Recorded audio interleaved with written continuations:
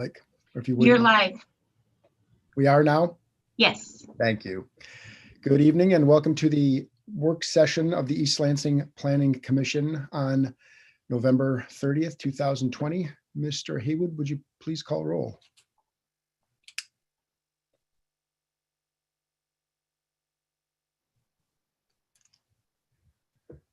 You're muted, David.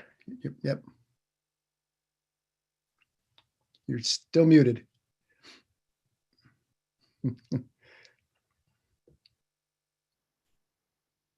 Okay. There we go.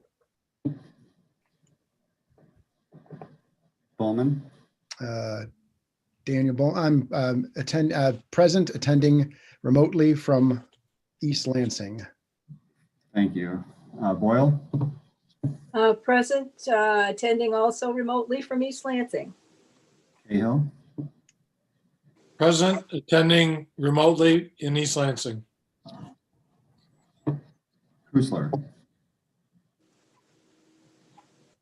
Lapine. Present, attending remotely in East Lansing. Sullivan. Present, attending remotely in East Lansing. Wagner. Williams. Present, attending remotely in East Lansing. Wolf. Here, attending remotely in East Lansing. We have a quorum. Thank you. Thank you. That'll move us on to item 1.2, approval of the agenda. You all received a copy of the agenda in your packets. I would entertain a motion to approve that agenda. So moved. Cahill. Wolf, second. It's been moved by Commissioner Cahill and seconded by Commissioner Wolf to approve the agenda as submitted. Any discussion on that motion? I'm seeing no hands. So all those in favor, let's do a voice vote here. All those in favor, please signify by saying aye. Aye. Aye. Those opposed? The motion carries. Sorry, I'm recalling that I probably should still read my Zoom script. And so I've got that up on the screen here. Once again, thanking everybody for their patience in adapting to this new technology. I'll remind all members of the public that you'll have an opportunity to address the commission during our communications from citizens closer to the end of the meeting. Each commission member will be called on individually to speak during each item. A commission member may say pass if they do not have a comment for that item. Commission members are reminded to state their name before speaking or making a motion, et cetera, and all votes of any consequence will be taken by roll call vote. That said, we'll move us on to item 2, our primary business of the evening, the review of parts 1 through 4 of the Shaping of the Avenue form-based code. Ms. Schmidt, I know that you said you wanted to do a slight introduction, and then I guess we'll just jump into the body of it once you've done that. Okay, great. For those of you that haven't been through the whole process, this plan was actually based on the 2018 master plan. It was pretty much worked on simultaneously to the end of the master plan, but the content of the draft was initially drafted from the master plan. It's proposed for select areas along Michigan and Grand River Avenues. And if the code is adopted, it will take place of the existing underlying zoning. An early draft of the document, again, was done in 2018 based on the master plan. Then it was taken out to the community to get initial input from the community. And then a draft, the 2018 October draft, was taken to the Planning Commission for review. And during that time, the committee that reviewed it for the last couple of years, Commissioner Williams, Commissioner Wolf, and Chairperson Bowman, worked on it primarily to make sure that it was clear, concise, that it wasn't overly restrictive. They wanted to make sure that all the language was similar to our current code. Again, that nothing was too over restrictive, but restrictive enough to meet the intent of the master plan. We'll be reviewing parts 1 through 4 tonight. And before we start, I just want to do a brief introduction to each part that we'll be reviewing tonight. The purpose and intent. The purpose and intent includes a statement of intent and lists the purpose of the district, which is generally the various planning and development document goals and objectives. The right to form-based code. It also includes a brief description of the form district components listed in parts 3 through 9 and a narrative describing how the code is used. The Avenue form-based code is more graphic than our existing code, and this portion of the document explains that photographs are included as examples of urban form, like that required by the Avenue Form District Code. And some photographs may depict elements that do not conform to this code. So that's an important piece of information that the committee felt was important to have in this first introduction to the document. Some of the photographs may depict these elements that are similar, but again, it's important to know that they're not all conforming to the code. All other graphics, diagrams, illustrations and drawings are included to help reader understand the text. So they're going to be specific to the text and help you understand how to get around the code. Since many of the future users won't have been used the form-based code before, coding and form-based code is substantially different. So this part of the code also describes how the code works, and it describes different sections of the code that you can gain various information on depending on what type of development that you're proposing. Part 2 is the administration and application process. This is one of the most difficult portions of the code, as far as it's going to be different than our current review process. And basically, the administrative and application process explained which regulations have precedence when the Avenue Form District requirements conflict with the zoning code, and that code's applicability to non-conforming structures. It establishes which form-based component apply when modifying existing developments and which ones apply when developing new projects. Finally, it establishes the site plan review process for each development situation that's described in the code, whether it's a new development, whether you're adding on to a non-conforming structure or a conforming structure that's new, any various situation that you'll find. The Avenue District Development application process has been modified slightly from our current process to shorten time it takes to complete the process, with additional regulations from building form, architectural, public realm standards. There's more certainty that if a development meets these standards, it will be approved. The community has been part of developing the process for the form-based code and the components within the form-based code, so they will have certainty when a project meets all of these requirements. That is something that meets the comprehensive plan, and it also is in line with the desires of the community. These standards, again, were partially vetted through the master plan process, further through the review of the code. It also gives the council more confidence that it meets the intent of master plan, and therefore it's designed in line with the community's expectations. The process is made more applicant friendly by reducing the time it takes for the city to act on the application. This is generally done by allowing application process with lower levels of development intensity to be reviewed by staff and or just the planning commission, circumventing the city council where it meets all the requirements. This will shorten the process, and by doing that, it is becoming more development friendly, but at the same time, community friendly, because they know what to expect. The regulating plan, that is basically a zoning code. It is a little bit different in the sense that the regulating plan is the primary controlling document for shaping the avenue. It lays out specific street and block configurations. It also designates the building form standards for each street space.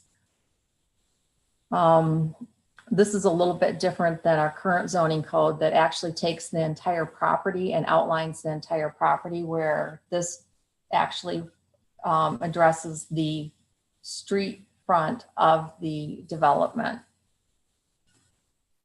Building form standards, part 4, this is where you're getting into all of the dimensional requirements and the site plan configurations.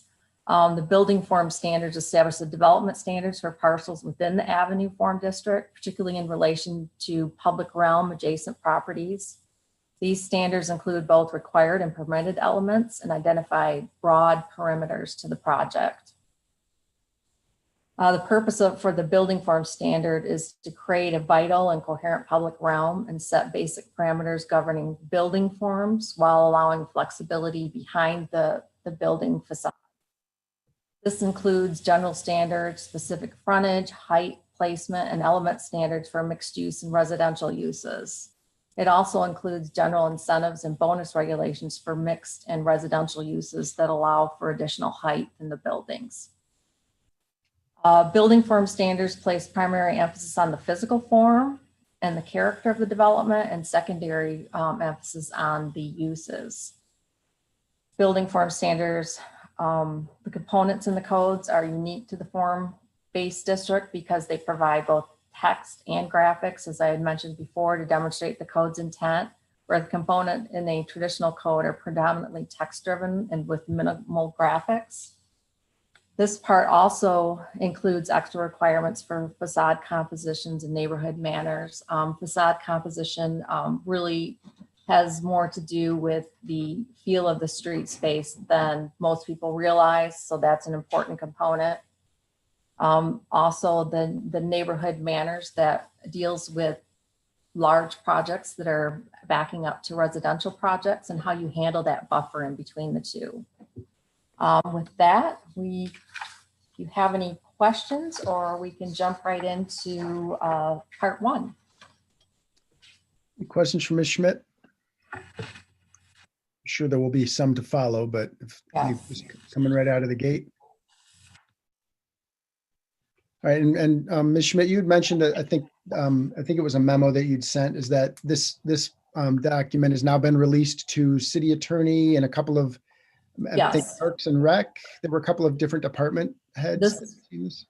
That is correct. It's been sent to the city attorney, all of the department heads to review, Parks and Recs, engineering, anything to do with roads. Okay. So that is being reviewed currently. We also have sent it out as a press release to residents, landlords, developers, and have specifically reached out to a handful that we work with quite often and sent them a link to the document so that we can get some reviews prior to actually having the planning commission approve the draft to go out to more community input. And the responses to those questions, appreciating that you haven't received them yet, is that something that we're going to want to see before moving to our final step? For the final step, yes, we'll have all of that gathered for you and in some type of format that hopefully will be easy for you to address anything that might need to be changed in the document. I think it said you sent that to developers and planners and architects, and you said just now landlords. People are likely to be immediately impacted. Yes. Okay. All right. So our hope for this evening is to review the Avenue Form District up through part 4. If we finish part 4, that would be great. If not, we can pick that up at a later date. Ms. Schmidt was saying that the standards that follow that probably will take more time than we have available tonight, particularly part 6. The architectural standards could potentially be a meeting on their own. So we'll, with that, if there are no further questions, then we'll proceed with our review of the document and start on page 1.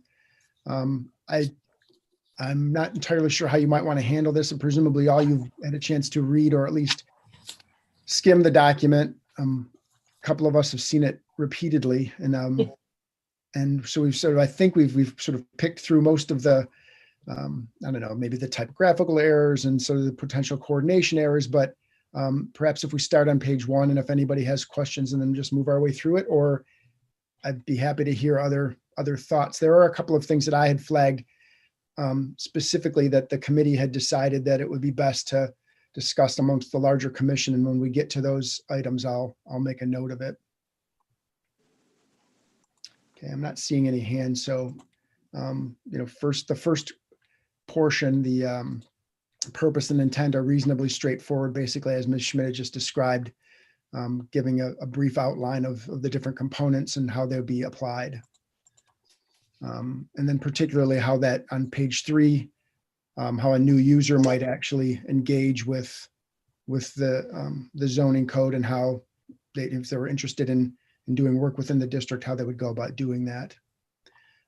For those of you that haven't seen this before, and in addition, those of you that have, I just need a reminder. Please note that there are some terms that are spelled out in small capital letters throughout the document, and those refer as you can see at the bottom of page 3, those are going to refer to specific definitions that'll be found in the back of the document. Again, if you take a look at page 3, I'm looking for an example. Page 3, the first question, and then it says, if yes, item 1, we refer to the regulating plan. You can see that it says, look at the regulating plan. That is called specifically out in these small caps, and that defines that refers to a definition that has specific meaning, and all those can be found in the back of the document. Actually, they're not all there yet, though, right? Did we miss some? I'm wondering, Well, is it part of this document When here? when I was reading it, I saw the term storefront, and although I kind of know what a storefront is, I wanted to make sure that my understanding of storefront was the same as the code's understanding. And storefront is not in the back, and it No. is in small caps. And Okay. there are some others. I mean, they're not major type things, but there are some other things that are in small caps that are not in the definitions. Right. So if they're in small caps, they should have an established definition. If they don't have an established definition and don't need one, then that should be taken out of small caps. So if you could make a note of where you saw that, or indeed the missing definition, so we can provide that if necessary. Thank you. Other questions on page 3? All right. Moving us into part 2, the administration and application process. This starts to get us into how non-conforming structures are handled, with the expectation of the implementation of the form-based code. Our expectation is that a great number of the existing properties that are located within the area that's going to be impacted are going to be considered non-conforming structures. They're not going to be, the setbacks are going to be deeper than what our current, or the setbacks will be established, and they won't actually adhere to what we're calling the required building line now. And so a great number of properties are simply going to be non-conforming structurally. And so this table describes how those properties would be handled.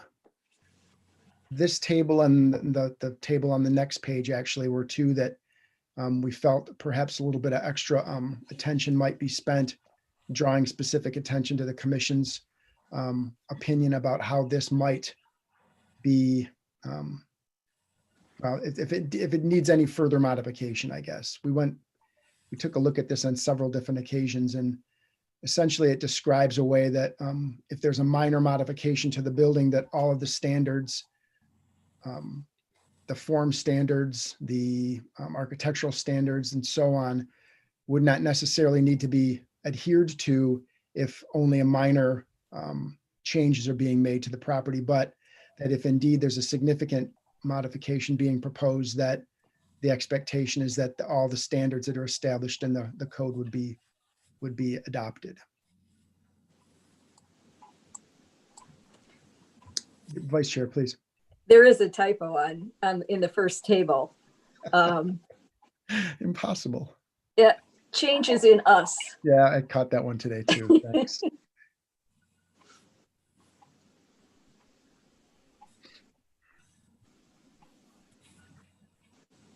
I'll give you, I presume again that you've had an opportunity to take a look at this, but I'll give you a moment to digest it.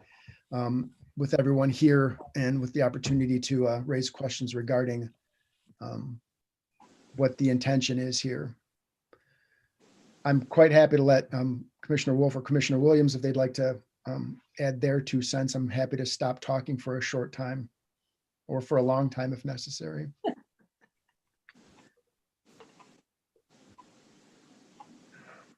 You're doing great, Dan. Thank you. I don't have anything to add yet. I'm Yeah, that's good. hoping to find out what the other commissioners want to know or have to add or. Indeed. Commissioner Cahill. I'm just wondering how we arrived at the 20% and the 21%. If I'm not mistaken, that was part of I would have to go back and take a look at the October 2018 draft, but my guess is that benchmark was established pretty early on. I don't unfortunately have it. Go ahead, Ms. Schmidt. Yeah, this was established early on with the consultant when we were working on the document. We talked it over with Dave Haywood and myself, and the consultants talked over what would be a general percentage that would make sense. And that's what we came up with. If the Planning Commission feels that those numbers should be different, please let us know. But we thought that we did a bunch of calculations on, size of buildings and what those additions would be. And we felt that that was a good number to start with.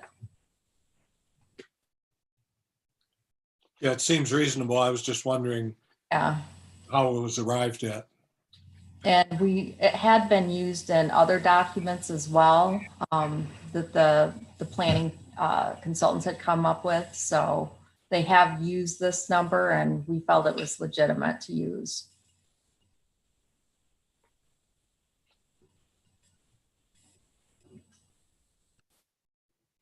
Commissioner Sullivan. Yeah, 2 quick things. I'm looking at the second table right now, where it says minor expansion of 0% to 20%. I think that looks a little bit awkward given that the line right below that says more than 10%. So I think maybe it should just say less than 20% of the building area to be consistent. Also, for the parking one, I'm just curious why it says only expansion instead of modification, given that it's just that it may refer it to the Planning Commission. And they don't have to refer to the Planning Commission. For example, what if somebody significantly reduces the size of their parking lot? Right. You're looking at the table on page 7? Mm-hmm. Second table, okay. Page 7. Let's move forward to that and jump back if we need to. Because I was looking at the other table when you asked your first question. So minor expansion of 0 to 20% of the building area. That was your first question? Yeah, so the line below that says more than 10%. And the line above it says 0% to 20%. I just thought it looked a little bit awkward, and stylistically it might be better if it says minor expansion less than 20% of the building area instead of 0 to 20%.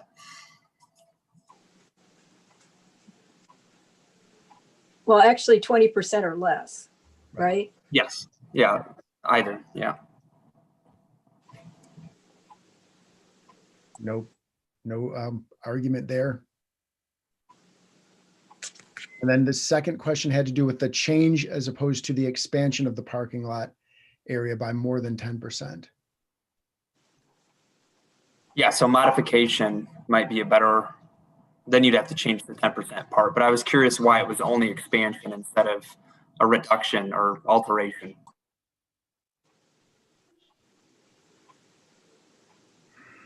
Ms. Schmidt, thank you. Usually with a reduction, that can be done administratively if someone's trying to reduce the size, so we wouldn't need the Planning Commission to see that. So maybe we need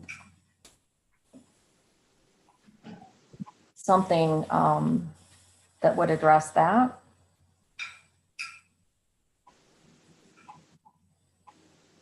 I mean, it might be enough to say reduction of or expansion less than 10%. Right? Sort of any reduction and then overall any expansion of less than 10%, because the intention is that that's going to be handled administratively. Yeah. Commissioner Wolf? Yeah, a minor point on that same issue, but to me, it seems the two lines we should really be comparing are the fourth and fifth ones. The fourth line says major expansion, 21% or more. If we're going to change the fifth line, it seems though it should change to minor expansion, 20% or less. If we're trying to make them comparable, we don't really want to compare that necessarily to what we're saying about the parking lot area, but we'd want to make the expansion of a building written consistently.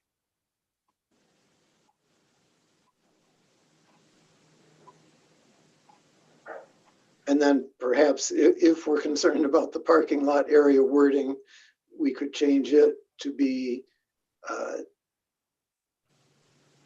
well, I guess it would wind up being 11% or more then, if it were to be consistent with the two previous lines.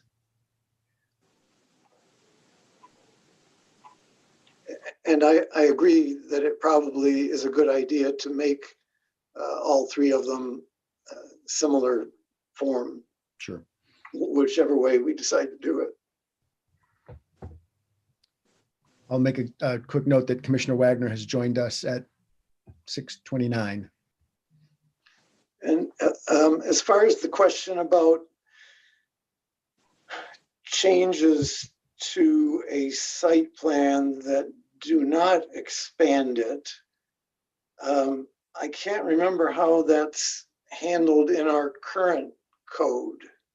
Is there language in there that says something about what's required for certain kind of changes that don't enlarge a building? Yes.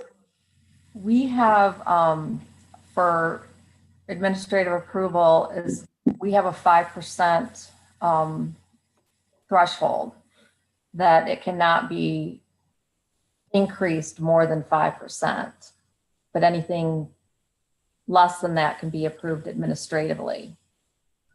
And the 5% is specifically to area, or would that apply to any dimension of it potentially? Or if of the building, it's 5% floor area. The parking, 5% of the number of parking spaces.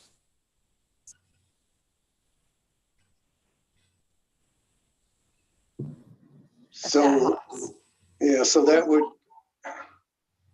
I guess this would override in the form district then, so that if even a 5% expansion would require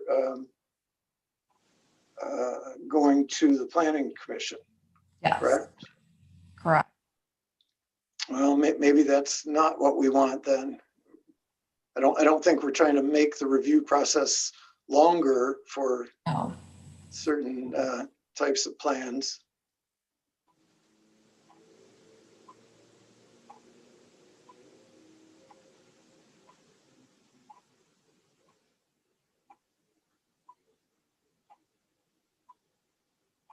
Oh, actually, I guess I'm reading this wrong. The minor expansion can be handled by staff up to 20%. Right. Yeah, I'm confusing myself by that second column where it may be referred to the planning commission. Yes. All right.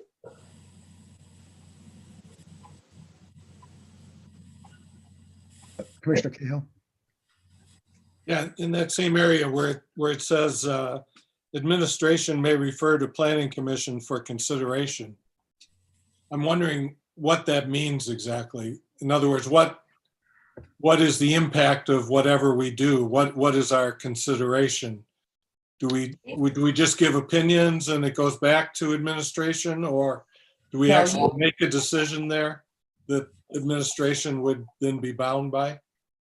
Yes, if the administration decides that it needs to be referred to the planning commission for some reason, it's because we feel for certain political reasons or the location is really different or unique, we feel that the Planning Commission should actually take action on it. So we want the applicant to understand that normally these situations can be handled administratively, but there are going to be circumstances where the administration is not going to be comfortable taking action on that without the Planning Commission taking action. I wonder if we might want to add just a bit of language to make it clearer what the Planning Commission is actually doing when it's referred to it, such as saying for resolution or for action. Commissioner Wolf? Yeah, I like the word action that Darcy just used. Just change consideration to action. I think that would make it clear. And the action could be approval or Right. rejection or whatever we call that.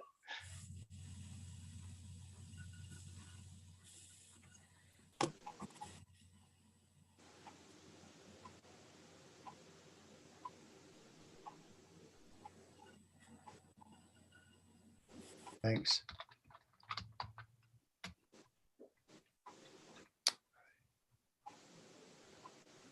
Sorry, I'm trying to, there we go.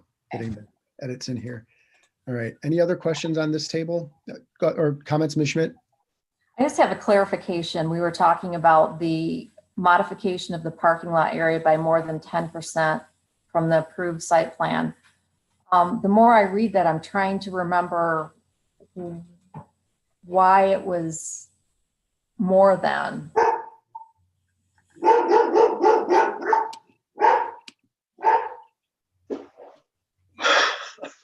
Not mine. I don't All right, have one. Mine's gonna chime in. John, Woke mine up.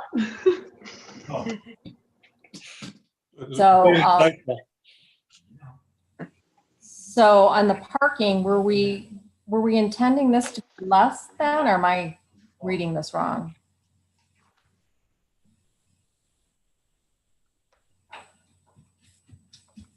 I think we were intending this to be less than if it's going to be administrative.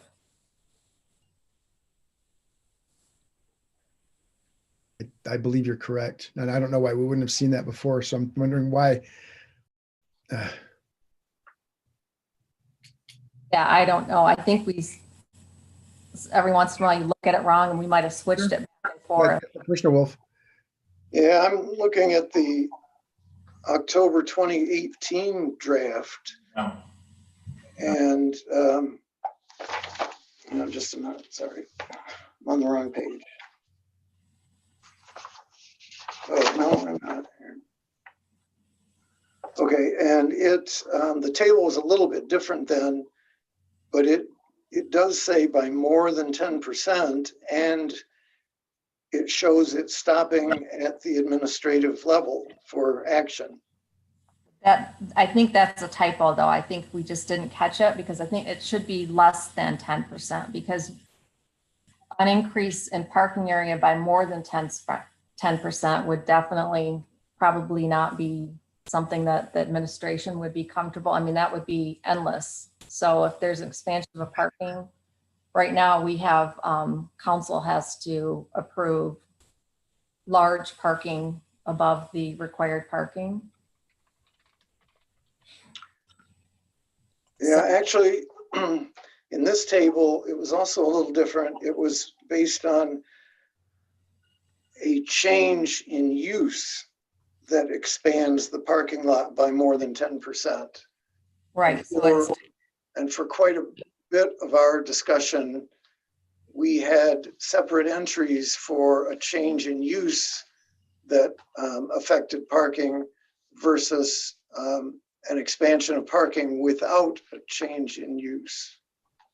right. And when we changed that, it changed the meaning of this. So what would excuse me? What would happen if a 5% expansion of the parking lot were approved? I mean, were proposed. That could also be approved administratively, correct? Right, right. So if we put area by less than 10% from the approved site plan, expansion of parking lot area by less than 10%. And then in that case, what if someone wanted to expand it by 20%? Do we need another line for that? Really.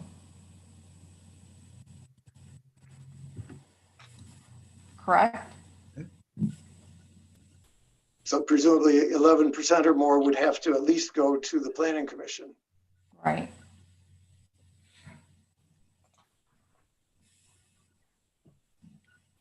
Commissioner Sullivan? Expansion, does this mean the total number of spots or the surface area and or both? And I still think modification would be a more appropriate word than expansion. I think it's a little bit more of a catch-all. No, I agree.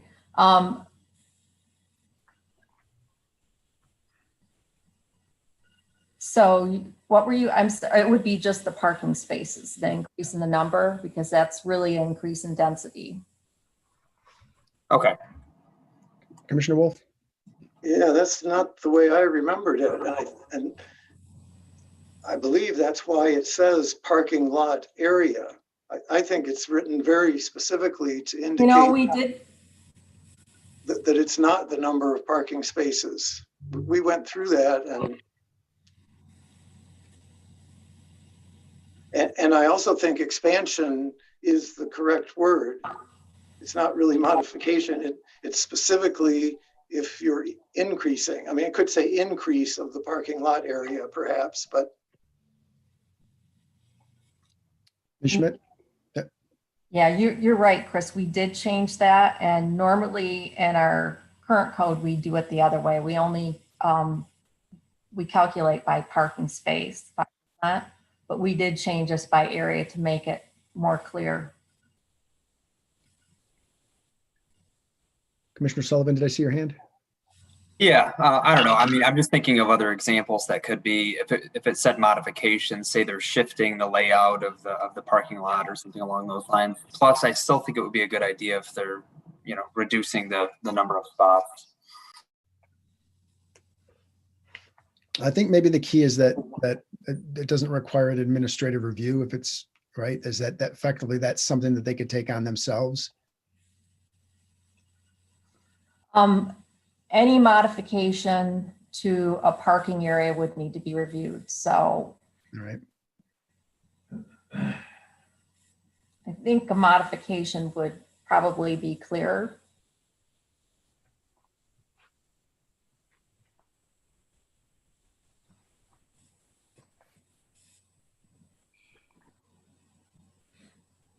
What are your thoughts? Commissioner Wolf? To me, that makes it more ambiguous. I'm trying to figure out what would be a modification of more than 10%. It would have to be something you could measure that did not involve the area of the parking lot.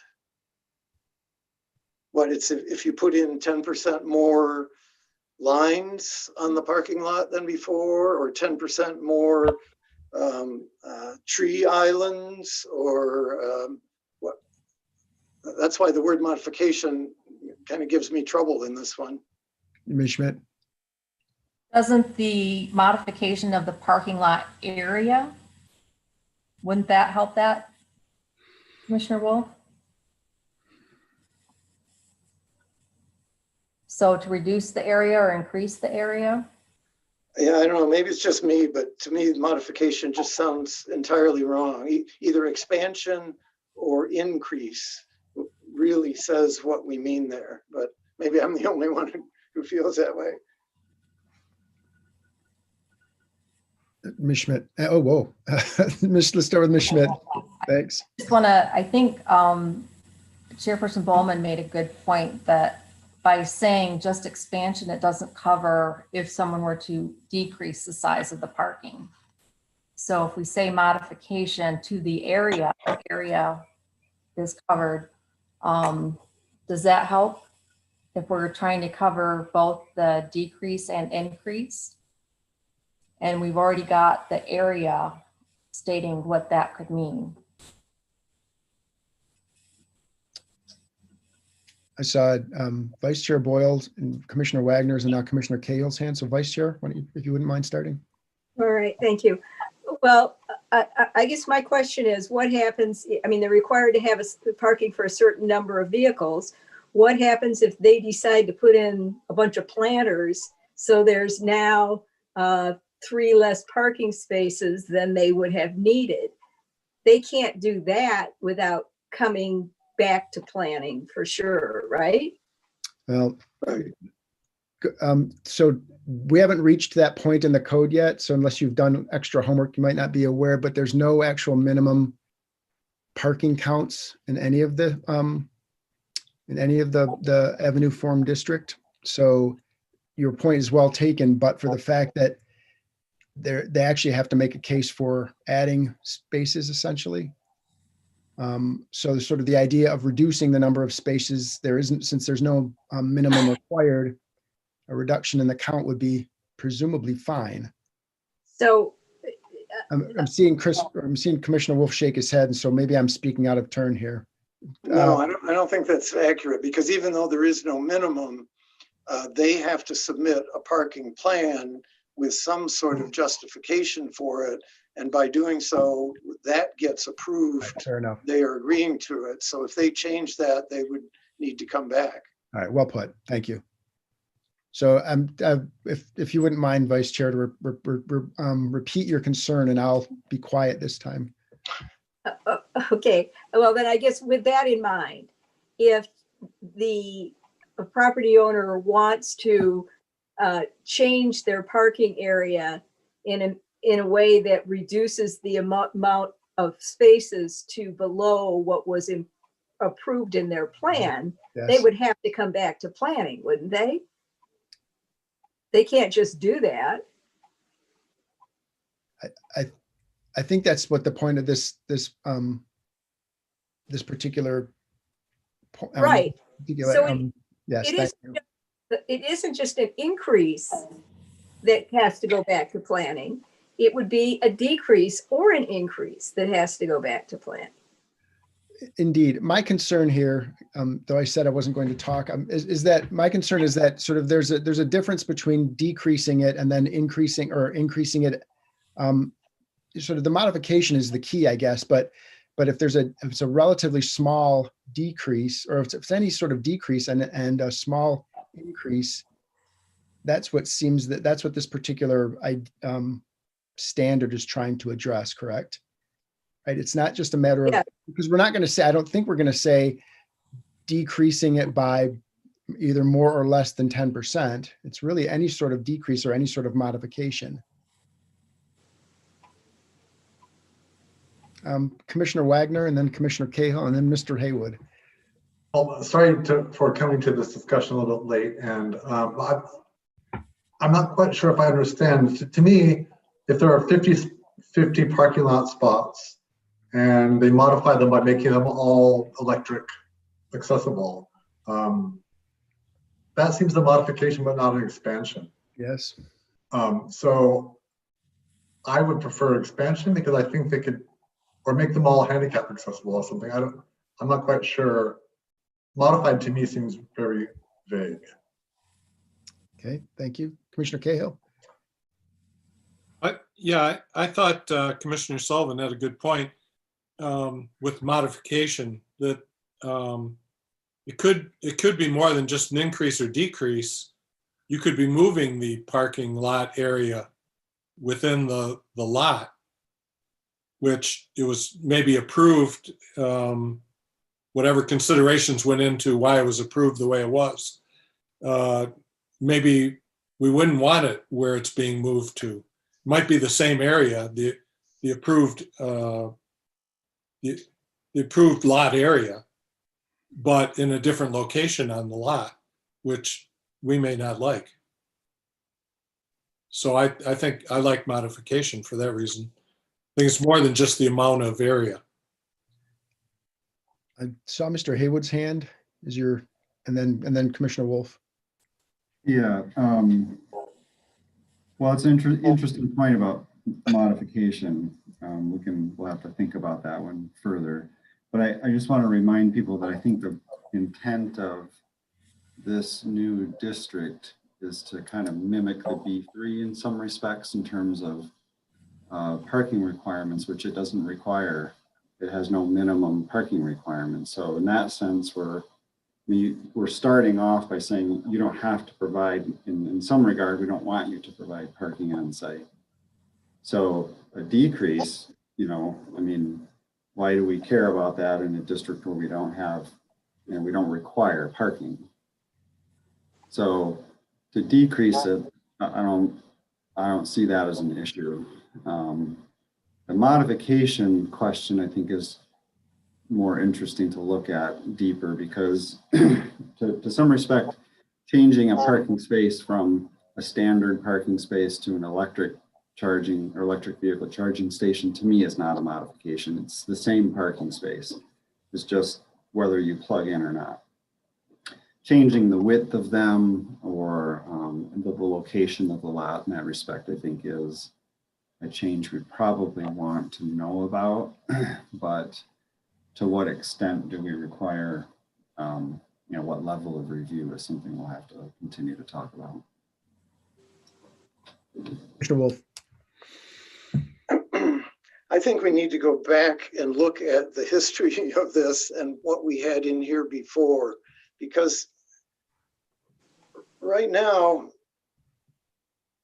well, I'm not quite sure what Darcy is suggesting. I think you're still suggesting this should say less than, correct? Yes, for administrative approval. Right. So in that case, we would need another line in here. Right. Is that right? Correct. Okay, because without that, it seems though this whole line doesn't even need to be in here. And so presumably the line that would say 11% or more would require it to go to the Planning Commission, correct? All right. The whole time that we were dealing with this in the committee, we were talking about expansion. So it's hard all of a sudden to think about what these kinds of modifications could be. Mr. Haywood. We also need to remember too that no matter how big or small, any modification to a parking lot is going to require a paving permit, which our division will see no matter what. I mean, even if you're not changing anything and just resurfacing, we would see that. So no matter what you do when you touch your parking lot, we're going to see that. So we'll be able to evaluate that. We'll be able to catch it. Even if they start working, we stop them and we say, hey, without a permit, we stop them and we say, hey, you need a permit. You got to come in, and then we can see what they're doing, and then we can make that determination under the way it's written here. Does it go on or does it stay in administration? So I think in a lot of ways we've covered the small end of the scale. We're going to see it no matter what. And then it's just a matter of what we send on. Commissioner Wolf. Yeah, I think that's partly why I don't care for putting modification in here, because there could certainly be things you could do to a parking lot that did not involve paving. In fact, some of them could be to remove paving. Does that require a paving permit if they want to remove part of their paving? Yes. It does. Yes. Okay. An unpaving permit. Yeah. Resurfacing. Yeah. Ms. Schmidt. Yeah, and I think, and I don't know that I have a strong opinion either way, but I also just want to call attention to the fact that, like Mr. Haywood said, we do require a paving permit for any cuts or additions to paving. We only put expansion. A paving permit is an administrative approval. We don't take paving permits to the Planning Commission or City Council. So if we put modification and use to the parking lot area, I think that covers 10%, or if we use less than 10% and add the second category that states 11% or more has to go to the planning commission, then that'll cover both ends and clarify it. Because if we only put expansion, we're gonna have to put another 2 more categories in there to explain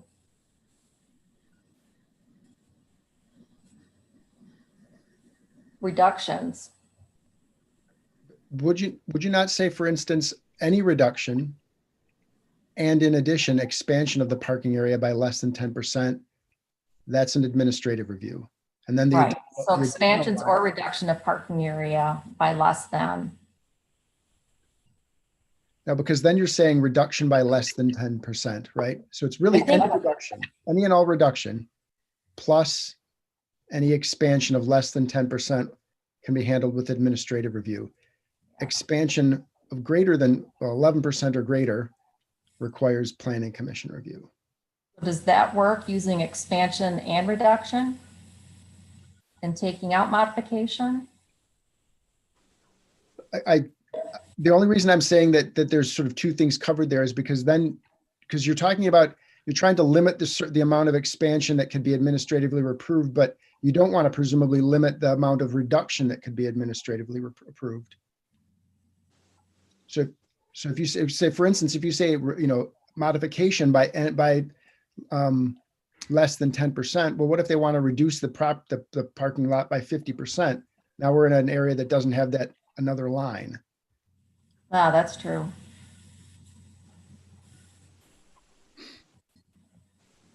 So I was just thinking that if you said any reduction and then expansion, and any expansion or any expansion by less than 10% is administrative. And then there's your additional line that covers greater than 10%.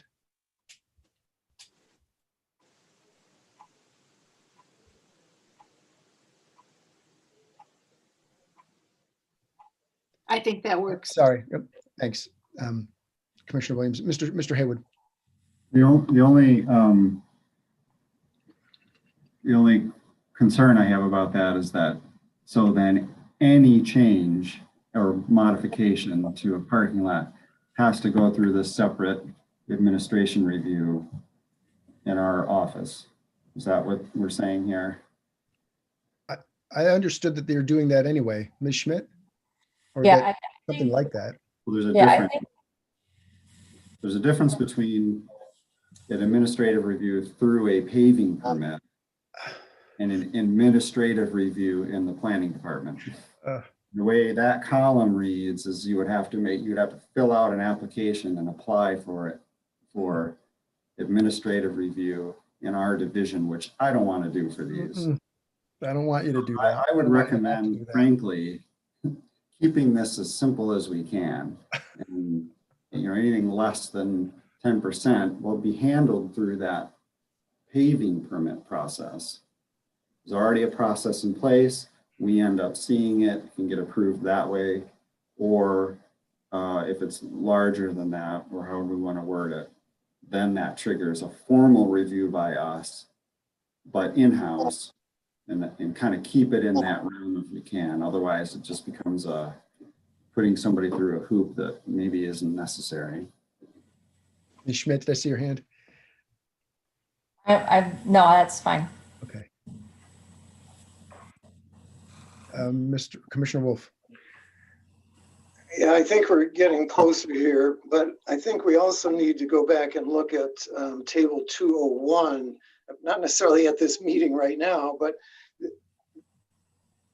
that discusses also what happens with expanding parking areas. The purpose of 201 is to show which of the new standards they have to meet when they make certain changes.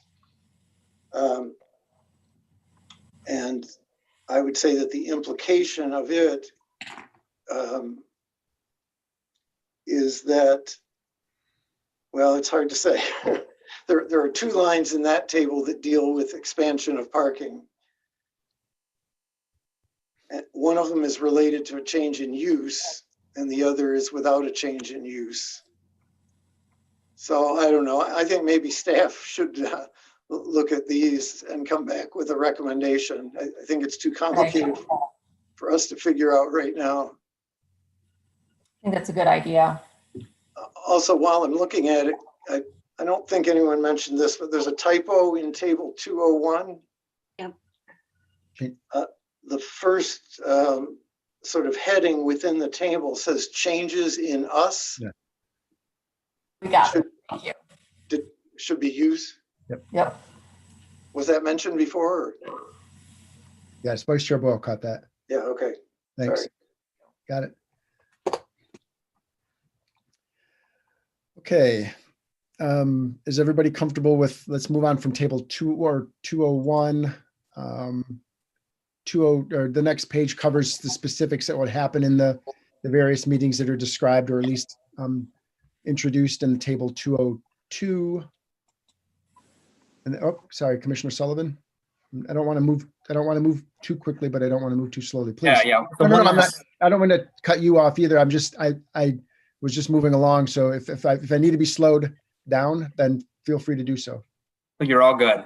So one last question on table 202. So the part that says modification to architectural elements standards, why does that necessitate planning commission review? For example, if those are very minor, maybe that language could mirror the line above.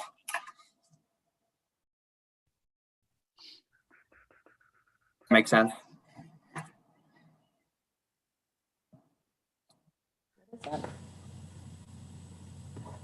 I'm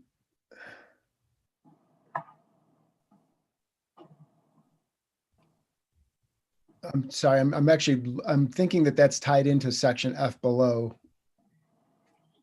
That you're talking about places where they went, no, all right. And see, my conscience, Commissioner Wolf is shaking his head again. So I'm trying to think of what the difference is there. Essentially, they're saying that it would be reviewed by the staff and then by planning commission. Commissioner Wolf? Yeah, I think that's just talking about a building that, well, there could be a couple of cases, but let's say a building is built under the new standards, and then they come back a few years later and they want to change the windows or put in another door or change the trim, something like that, that triggers the architectural standards. And I think it makes sense that it should come to the planning commission. Certainly at this point when the code is so new and we don't really know what kinds of instances we're going to have. Now maybe, I don't know if I see Mr. Hayward nodding. I was going to say if staff were comfortable approving those without them going on to the commission, or maybe it could, I don't know if this is what Mr. Sullivan was suggesting, that the column for the planning commission on that line could say, may refer to planning commission for action. That's exactly what I was referring to. I'm just thinking of minor modifications. Then it would leave each instance up to staff to decide whether they thought it was minor enough or if it needed review. Commissioner Williams?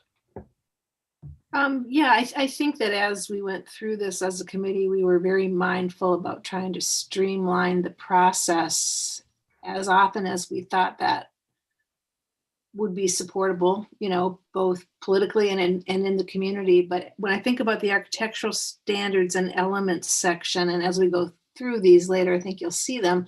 I think it would be difficult sort of to conceptually sort of decide at this point what might be minor or what might be major because of the way they are expressed in this draft. If you think about changing windows, it would be hard to say in advance what might be major or minor and put it in a table like this. I just don't think it lends itself to that kind of compression of thinking about it the way that a building area or a parking lot does. I also seem to, or at least it was my opinion, but that the administrative or administration may refer to planning commission was also an opportunity perhaps for for administration to be a little bit more heavy-handed than they might have otherwise preferred to be, and then allow the planning commission to either be the, to either confirm or say, actually, I think you've erred on the side of caution here, that indeed the modification to the architectural standards that the applicant is asking for is absolutely acceptable, but basically give staff, in places where they might have to make a judgment call, an opportunity to say, we're not comfortable with this, but planning commission might be. And so we'll move it forward to them rather than just saying no. So basically it doesn't have to stop at administrative review where they might have been inclined to say no, but move it forward and have planning commission, and perhaps with the idea that the planning commission would say, no, that's actually okay. That's exactly what we were thinking. You were well within your sort of capacity to make that change.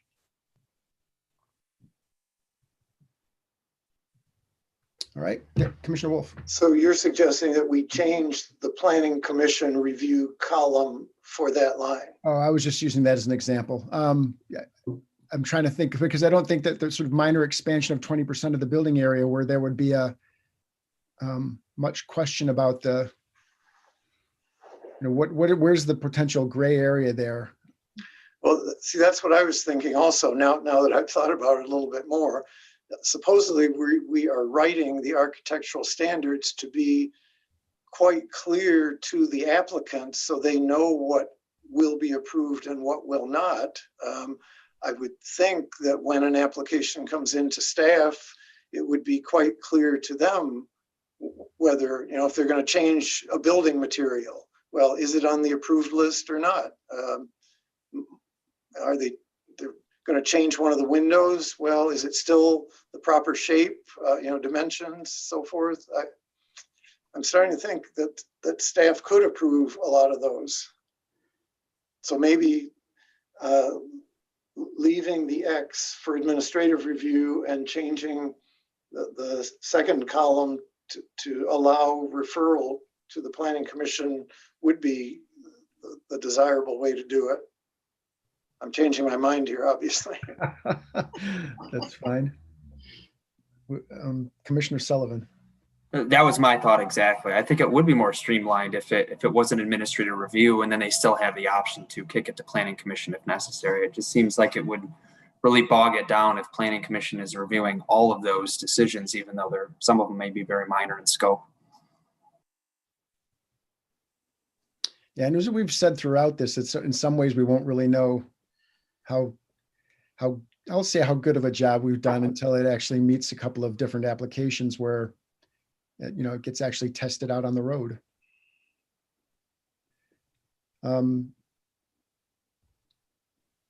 Is everybody good with that then? The sort of switching that X plan modification to architectural element standards under planning commission review to match the text of the two boxes above it?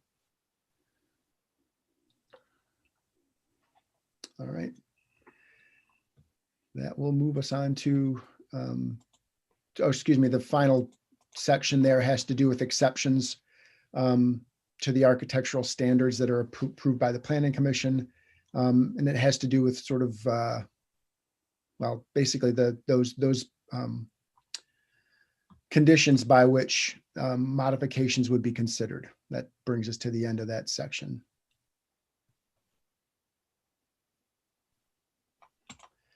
And then on to part 3, the regulating plan.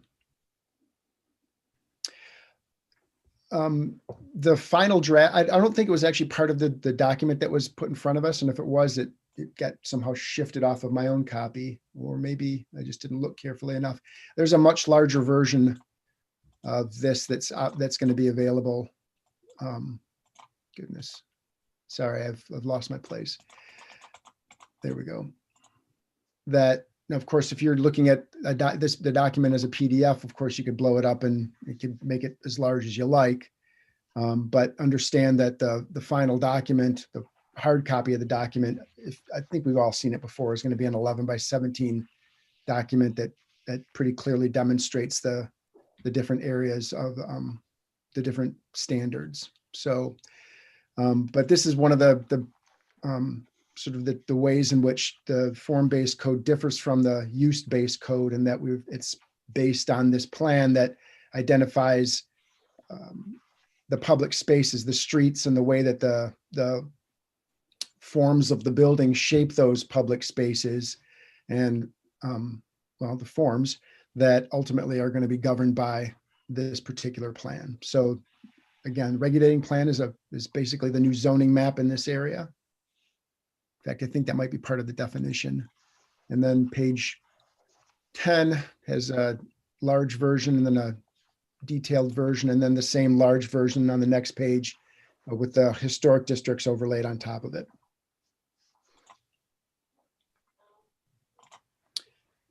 Commissioner Wolf. If I remember correctly, just a minute, sorry. In here we have two, we had at one point a copy of this map that also overlaid the districts from the master plan. Is that correct? I can't find mine right now, but I'm pretty sure Ms. Schmidt prepared that for us. And I was just going to mention that some commissioners might find that useful in trying to see how close this is to the master plan, if that's still available somewhere. I've got a copy of that, I think. Yes, it is available, and I will dig it up and we'll get it in the next packet. It demonstrates how close this is to it. And then the other comment I was going to make is that this is the one part of shaping the avenue that I don't think we have really changed since in the committee since we started meeting. I'm not sure if the others, Ms. Schmidt's not is shaking her head, so we haven't changed it? No. Yeah. All right, any other comments or questions? While there weren't many changes, or weren't any changes, excuse me, the only thing that we changed, I suppose, is that the names of the different building standard areas. We changed them from, goodness, actually, let's just try to forget what they were called, because they were pretty complicated. We were basically referring to them as the residential and the, oh goodness, the urban forms, mixed use frontages, I guess. Which brings us on to part 4. If there's no more questions on part 3. That's the building form standards. And this is the meat of the code.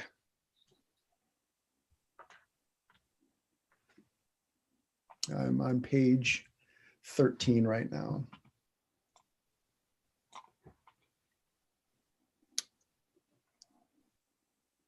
And I believe that we've seen portions of this before, but sort of to get an overall view of the different terms that we're starting to use now, the door yard rather than the front yard, the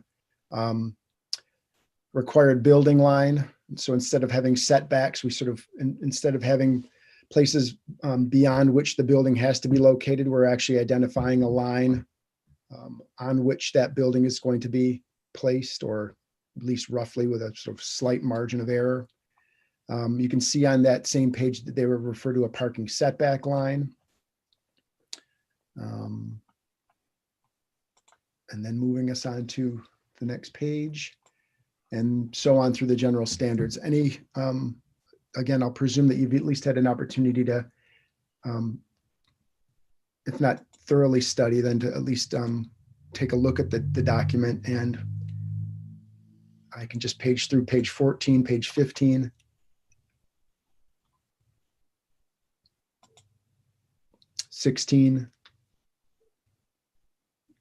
If there are questions or comments, or certainly from members of the committee or the entire commission. Page 17, we're starting to get into the location of privacy fences and walls. Then you can see here on page 17, the sort of the location of that parking setback line and where there's going to be exceptions to that, where parking is permitted in front of that line if it's screened and below grade. That's all outlined in that section D.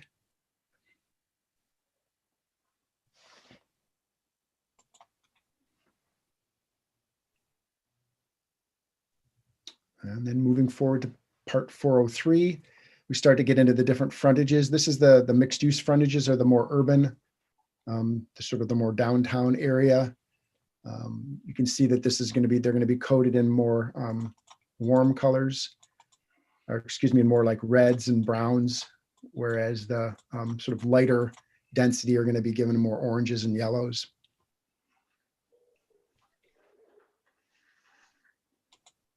Commissioner Wolf, thank you.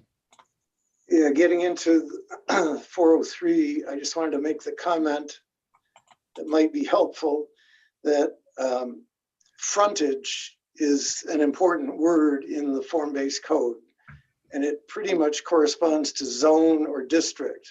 Nowadays, we would talk about something being in the B2 district or with B2 zoning. We don't use that term in the form-based code. You would say that something, a property has an M4 frontage. So it's a new term, a new way of describing it to get used to.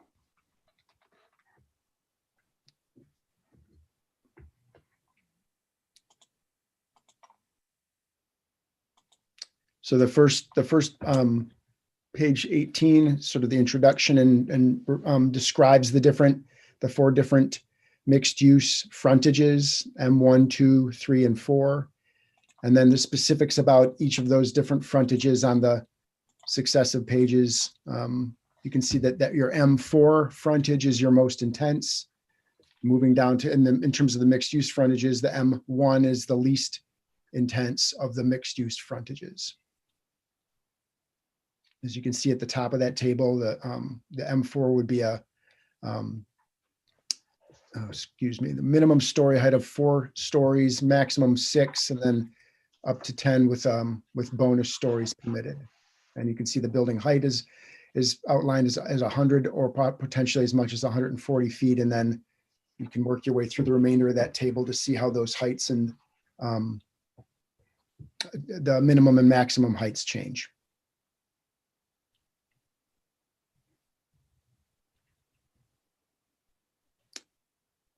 Any questions about page 19?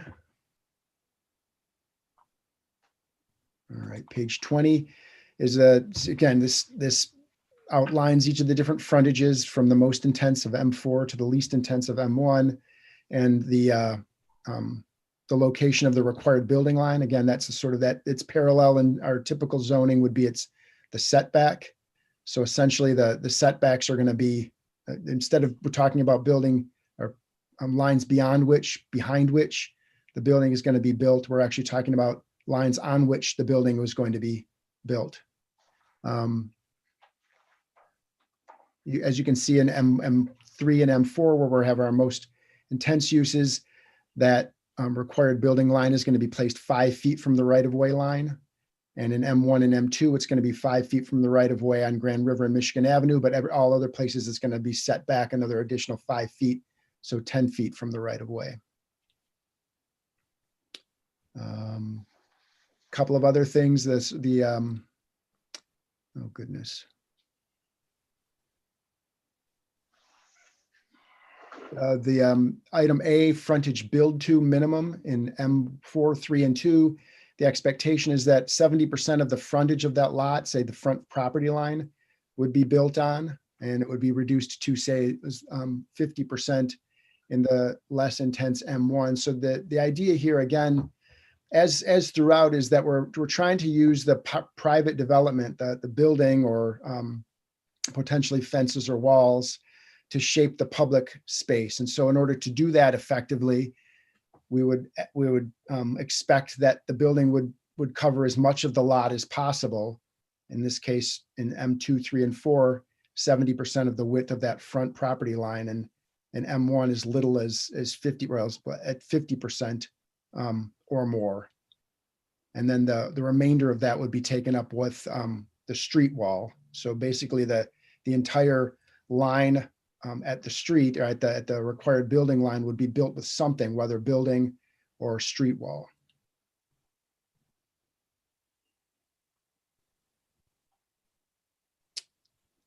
give you a minute to take a look at the remainder of the items on that table.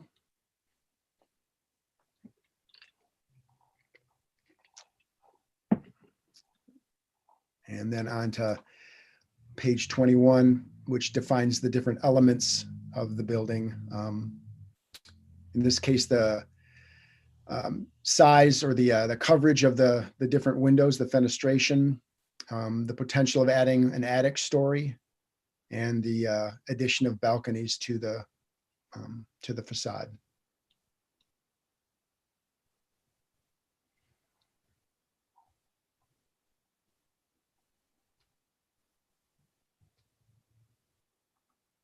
All right, so those are your general mixed use standards. Then there's a small portion of the, or maybe not necessarily small, but a subset of the mixed use. I'm going to flip back to the regulating plan. There's a subset of the mixed use frontage that has a special designation as a storefront frontage. And again, you probably can picture the places in East Lansing where this is going to be located, those areas where, along Grand River, along certain parts of Albert Street, where we typically find that there's zero setbacks, as we call them now, and that there would be large expanses of glass because they're generally used for retail establishments. And so in those places where there's an indication within the mixed use frontage of indeed a storefront frontage, which within that mixed use has these additional standards associated with it. So now sort of the glass area is defined. The expectation is that it would be primarily transparent, and you can see the other standards that are listed on page 22.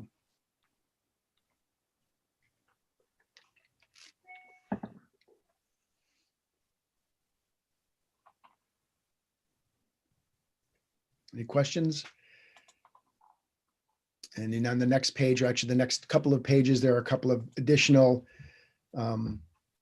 regulations or standards that would be applied to the mixed use area, having to do with the composition of the facades, with the idea that the more we can break down a long expanse of undetailed wall, the better. And so that's what the facade composition standards refer to.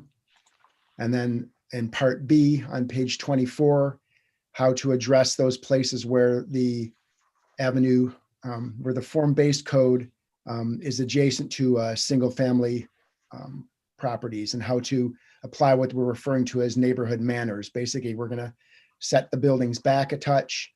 And if you take a look at the graphic on page 25, you can see that there's a line that's established at the property line, and it measures 60 degrees off of horizontal, in front of which no buildings can be located. So we're going to set it back at least 20 feet. And then as we start to get taller and taller buildings, the expectation is that those are going to be restrained by this line, this graphic line that you can see outlined on the illustration on page 25. So we're going to see those stepped back forms more frequently, or as you can see on the property that's the building that's shown at the very top of the graphic, sort of to the top and to the right, that's set back significantly further in order to provide sufficient neighborhood manners so as not to overshadow the single family designated lots.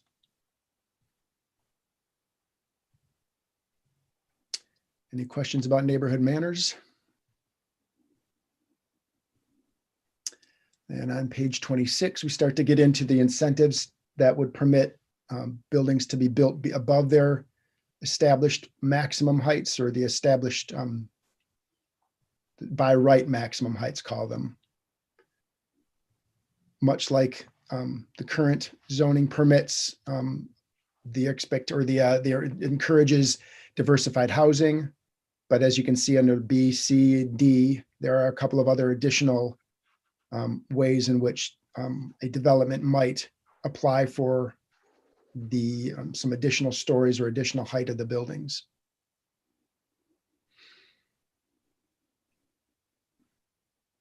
Actually, and E as well, excuse me. Yes, Vice Chair Boyle, I didn't mean to omit E. E is a sort of a, it's similar to what is permitted now with a couple of additional components as well. Vice Chair? I just had some questions about how it was envisioned that some of these bonuses would work. For example, the B, new public parking west of Abbott Road. The second numbered paragraph under that heading says that the developer can make payment in lieu to the city amounting to $25,000 per 1,000 square feet of gross floor area in order to get the bonus stories for construction of public parking in a parking structure west of Abbott Road. Are we anticipating that there would have to be a plan in place to build such parking before we would receive the $25,000?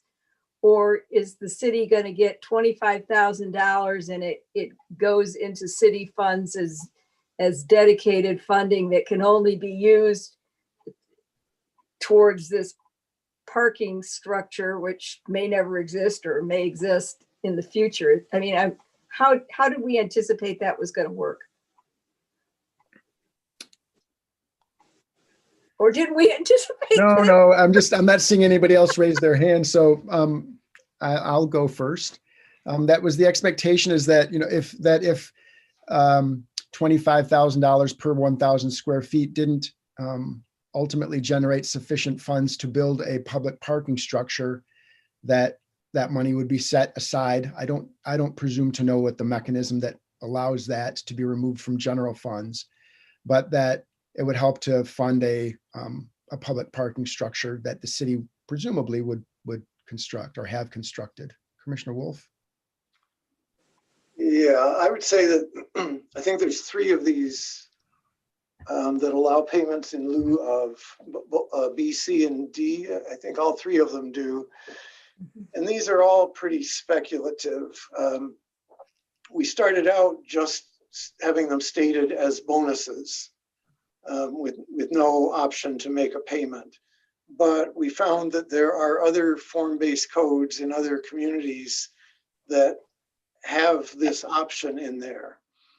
And so we put it in on what I would say is kind of a tentative basis. And we did discuss the issue that you've raised as to how this could possibly work, because you obviously have to have a fund. It has to reach a certain critical mass before it's of any use at all to build something as big as a parking structure. So they're in there, I think, for the community to consider, for the council to consider whether these are important enough and whether the management of such a fund is desirable because that feature would be so desirable to us. But like I'd say that they are pretty speculative in my mind. Ms. Schmidt, and then Commissioner Williams. Thank you. I would let Commissioner Williams go first. Commissioner Well, I Williams? just wanted to say I agree with what Chris said, Commissioner Wolf. I think we spent quite a bit of time talking about this section in general. A lot of different ideas, looked at a lot of other form-based codes from other communities. And I think we put this in here knowing that it didn't have a lot of the detail that Commissioner Boyle rightfully is looking for, because we wanted to provoke some conversation here at council in the community about some of these concepts. Ms. Schmidt? Yeah, and I agree with Commissioner Wolf and Williams. We came up with these ideas and vetted them through City Attorney Yaden, just to see if it was even anything we could, look at. And before we could even develop anything further from what's on this piece of paper, we would have to work with the parking department, the finance department, more with our new city attorney, and develop it into more of a plan. Because like you said, you can't just have money within a fund and then find out there's no place to even establish it. So if we kept something for the parking fund and made it specific to that area, we would have to focus on where that's going to be and how it's going to be handled, if we even keep it in there. So it will definitely have to be developed more. And hopefully we can get those conversations started through this process with the financial parking directors and everybody that would be involved in that. It was also a mechanism by which what I presume are desirable features of development, say green building or including new public plazas, might be implemented without having one. Well, in the case of the plaza, say for instance, they were only providing enough of the incentive to make a small plaza, but which really doesn't serve much of a purpose, or perhaps that plaza isn't ideally located near the building that's being constructed. Maybe there's a way that could be centralized and placed in a more appropriate location. Or in the case of the green building, I suspect you're aware that LEED certification doesn't come until after the building's actually complete. And so if an incentive was permitted based on some sort of LEED points, and all those points weren't, presuming that they're going to go for a particular level of LEED certification and then didn't quite hit the mark, the building's already constructed, the incentive's already been granted, now what? And so that was the sort of basically effectively some sort of bond that would ensure that the green building features would be included, and if they're not, then it's a certain amount of portion of that bond might be forfeited in order to account for that. Yes, Vice Chair. Yeah, there's a similar problem for me with the new public plaza or civic green space, and that is then you're putting money in lieu to the city to develop a public area in a region that has very little available land. So I'm kind of struggling to think where you would do this civic green space within the DDA or the form-based area, or even a civic plaza. I mean, so then we have a payment into a fund for something that might never be possible. Yeah, and one additional complication that we thought of as we talked this through is that we don't know, if $25,000 per 1,000 square feet is the right number. That if in fact, some developer or many developers, they're going to put their numbers together and say, well, this is a bargain, right? And say, and we're going to we're going to get a lot of interest in, name it, any one of those new public plaza or green building or whatever, that we've set a number that seems to be reasonable, but that until somebody starts to pencil out their numbers, maybe we're selling it cheap, or maybe we set the number too high. That the reality is that at this point we don't know. That again, like many of the other things, until it gets put out there for public review and public use, we might not know.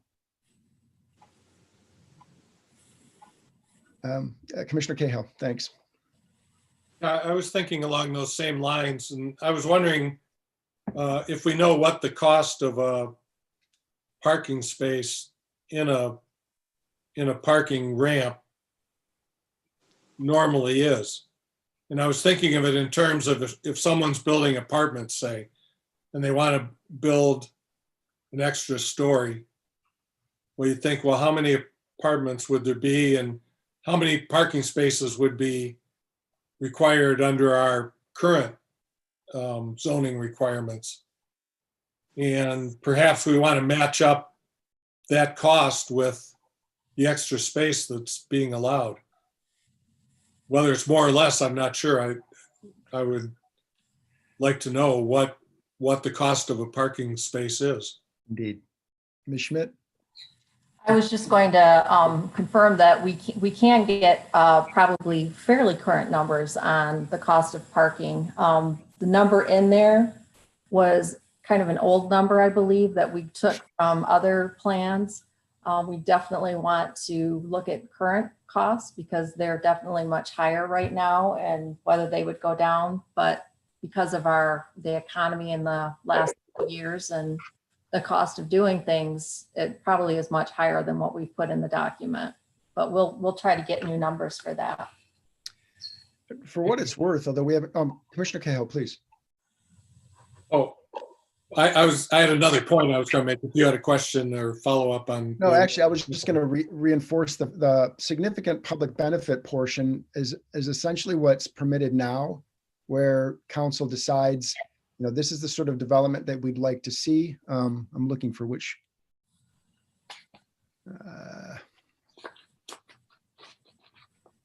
There, item A. So E 406 E1A through its proposed use contributes substantially to the mix of desirable commercial, residential, social, and cultural or employment opportunities.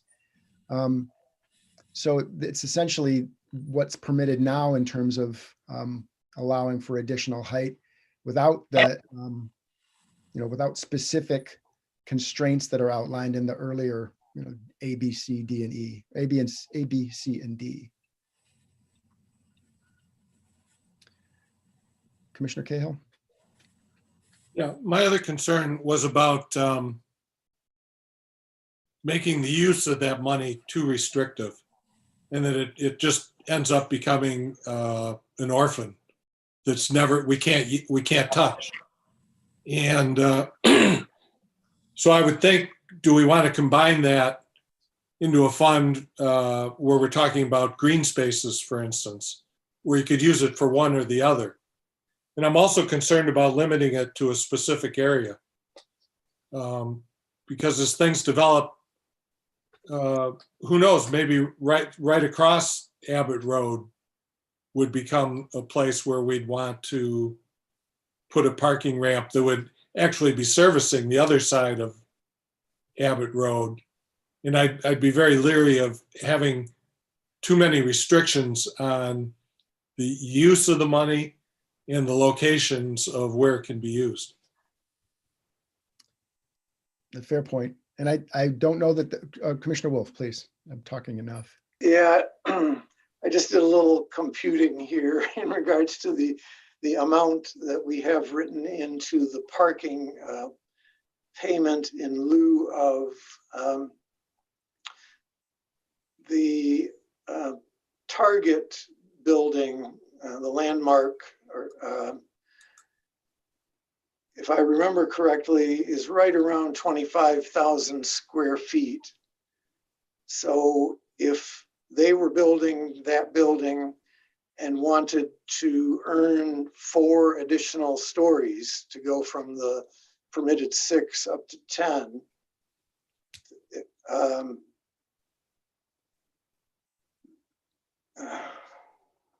I just calculate this wrong here? Let's see. Each story that was 25,000 square feet would require a payment of $625,000. So 4 of those would require a payment of $2.5 million. Now, I don't know how that compares to the cost of a parking ramp. I'm sure that by itself won't build you, pretty sure that won't build you a parking ramp, but does anybody have any feeling for how that number works out relative to the cost?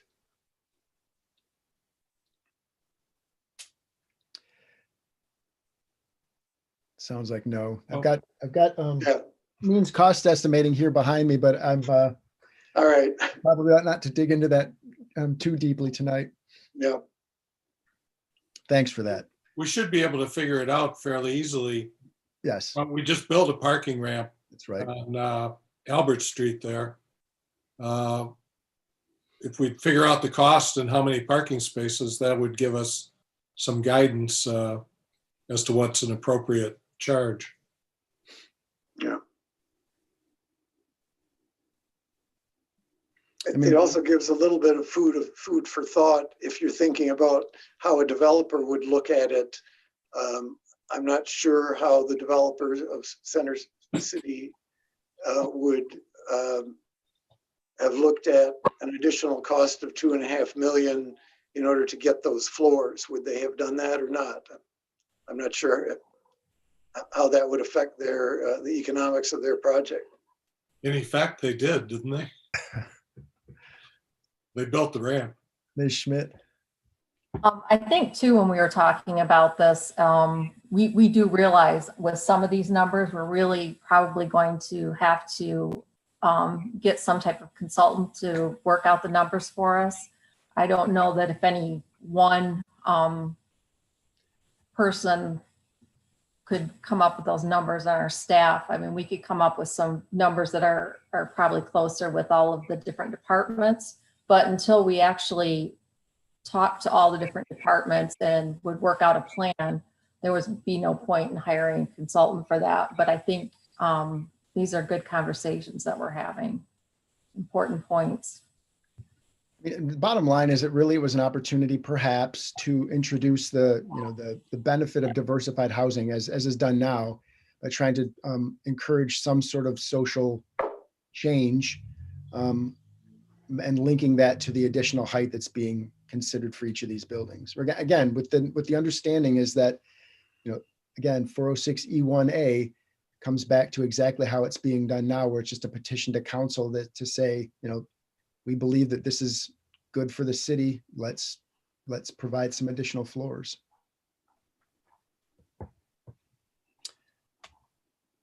I believe that brings us to the end of part 4. It does. Oh, excuse me. 407. I'm sorry. I stopped us after the mixed use. If we're comfortable moving forward, looks like we've got about 20 minutes. And then this removes us into the residential frontages.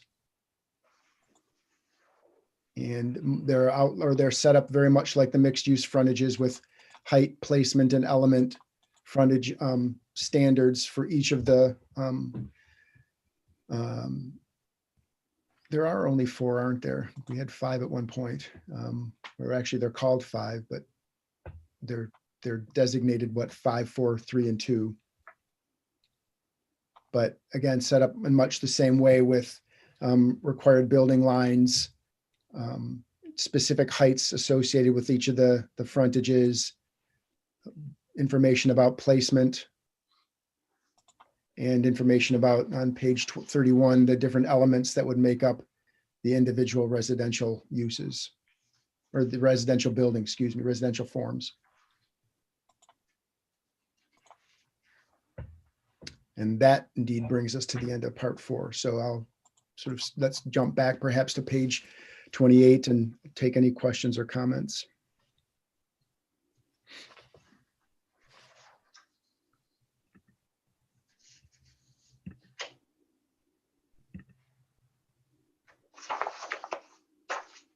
Not seeing any hands.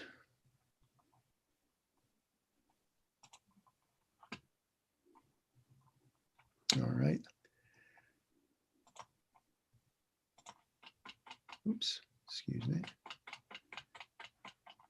All right, then, if that brings us to the end of what we had intended to review this evening. I'm checking. It doesn't look like there's anybody in attendance that's not a panelist. Vice Chair, did I see your hand? You did. I did have another question that I thought about, and I don't even know if it's a concern, but it's crossed my mind. So I know that some of the action that has been taken recently has been to make sure that the new developments are more fully accessible to all people even with physical limitations. And I just wondered, I mean, I don't see anything in the standards that are required for the outsides of buildings, because this is all just about the outsides of buildings, really, that might be problematic in making sure that things are fully accessible. But has anyone looked at it from that standpoint? And if not, have we considered, as we sent this, or as we're sending this plan out to different groups for their input, have we considered sending it out to a group that might be interested in accessibility? I don't know, Tri-County Commission on Aging, Aging, or there might be some other group that Darcy or David's aware of. But I'd hate to come up with a nice workable set of standards that inadvertently made accessibility a lot worse. Very good point.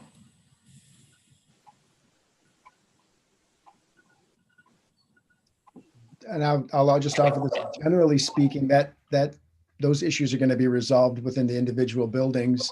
I'm trying to think of places where the public face, the frontage is going to actually have a potential, I'll say bad or sort of directed to provide a bad impact on accessibility. And I sort of, as we went through this, I don't remember seeing one in particular, but I don't think it would hurt to have another, a body with that specific aim in mind to confirm that. I think that would be a good idea. Sure. Commissioner Wolf? Any new construction, and I think any major remodeling has to meet ADA requirements, correct? Correct. For entry to the building, say at a minimum. Mm-hmm. Well, that would override anything that happened to be in this code that would obstruct that. I agree it would be good to not have such things in here, but I think accessibility should still be pretty well guaranteed by the ADA requirements.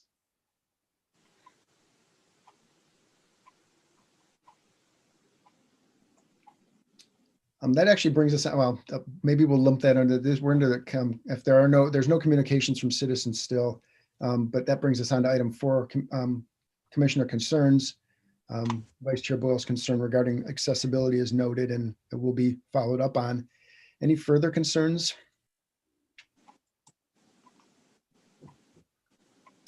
I did not take a look. Have we got the next work session scheduled yet, Ms. Schmidt? No, we'll have Rebecca work on that first thing tomorrow. But we're looking for something probably next year.